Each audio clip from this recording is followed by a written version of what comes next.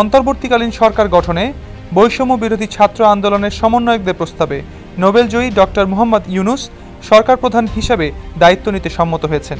এর আগে ডক্টর মোহাম্মদ ইউনুসকে প্রধান উপদেষ্টা করে অন্তর্বর্তীকালীন সরকার গঠনের রূপরেখা দেন বৈষম্য বিরোধী ছাত্র আন্দোলনের সমন্বয়করা।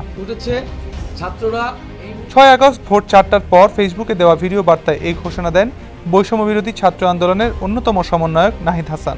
নির্ভরযোগ্য সূত্রের বরাতে জানা গেছে, বৈষম্য বিরোধী ছাত্র আন্দোলনের সমন্বয়কদের প্রস্তাবে ডক্টর ইউনুস বলেছেন, শিক্ষার্থীদের পক্ষ থেকে আমার সঙ্গে যোগাযোগ করা হলে আমি প্রথমে রাজি হইনি। আমি তাদের বলেছি আমার বহু কাজ আছে যেগুলো আমাকে শেষ করতে হবে, কিন্তু শিক্ষার্থীরা আমাকে বারবার অনুরোধ করে বলেন, আমরা এরকম একটি রক্তক্ষয়ী আন্দোলন করে সফল হয়েছি। এই আন্দোলনে বহু মানুষ প্রাণ হারিয়েছেন, বহু শিক্ষার্থী সাধারণ মানুষকে হত্যা করা হয়েছে।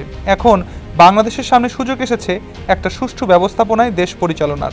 সেই ক্ষেত্রে আপনি যদি দায়িত্ব নেন তাহলে সেটা সম্ভব। আপনি দায়িত্ব নিতে রাজি না হলে সেটা আমাদের কারো জন্যই ভালো হবে না। সে কারণেই আপনাকে আমরা অনুরোধ করছি দায়িত্ব নিতে। ডক্টর ইউনুস আরও বলেন, শিক্ষার্থীরা যখন এই কথা বলেন তখন আমি নিজেও বিবেচনা করে দেখলাম, এই শিক্ষার্থীরা এত আন্দোলন করেছে, তাদের এজন্য মূল্য দিতে হয়েছে। শিক্ষার্থীরা যদি এত স্যাক্রিফাইস করতে পারে, দেশের মানুষ যদি এত স্যাক্রিফাইস করতে পারে, তাহলে আমারও কিছু দায়িত্ব আছে। তখন আমি অন্তর্বর্তীকালীন সরকারের দায়িত্ব নিতে রাজি আছি বলে শিক্ষার্থীদের জানিয়েছি।